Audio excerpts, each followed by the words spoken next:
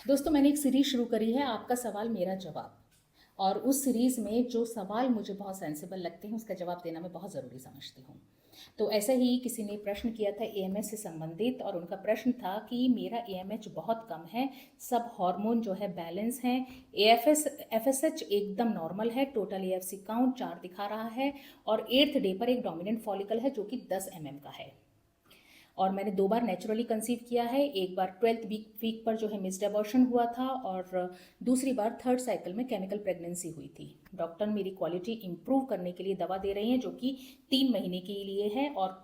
वो जानना चाह रही हैं कि क्या कुछ हो सकता है, क्या मैं कंसीव कर सकती हूँ, क्योंकि मेरी साइकिल एकदम नॉर्मल है और हस्बैंड की रिपोर्ट भी एकदम नॉर्मल है।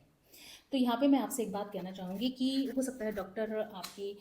एग की क्वालिटी इंप्रूव करने की दवा दे रही हैं, हो सकता है कि उनके दिमाग में ये हो कि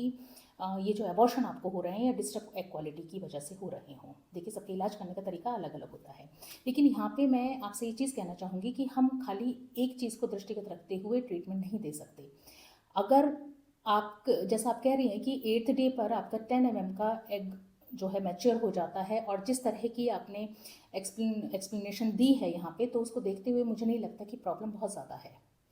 लेकिन हमें दूसरा पहलू भी नज़रअंदाज नहीं करना चाहिए, क्योंकि अगर आपको 2 बार एबॉर्शन हुआ है तो मैं मानूंगी कि ये हैबिचुअल एबॉर्शन की कैटेगरी में आता है।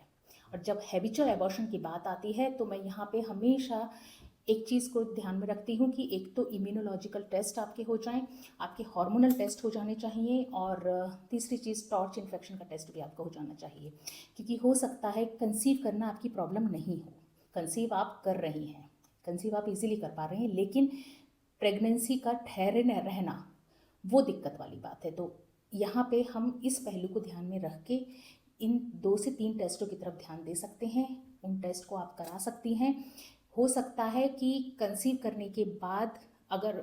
सपोज़ अगर इन टेस्ट में कोई प्रॉब्लम आती है और आप इसका ट्रीटमेंट ले लेती हैं, तो कंसीव करने के बाद में आपकी प्रेगनेंसी ठहरी रहे। क्योंकि यहाँ पे मुझे एग क्वालिटी बड़ा फैक्टर नहीं लग रहा है, यहाँ पे मुझे प्रॉब्लम कुछ और लग रही है। तो जो चीज़ मैंने आपसे मेंशन की है, अगर आप उस चीज़ की तरफ भी आप थोड़ा गौर कर सकती हैं, आप वो टेस्ट भी अगर आप चाहें तो आप वो करवा लीजिए। और जहाँ तक मैं समझती हूँ कि कंसीव करने में मैं नहीं समझती कि बहुत प्रॉब्लम आपको आ रही है, कंसीव आप इजीली कर लेंगी।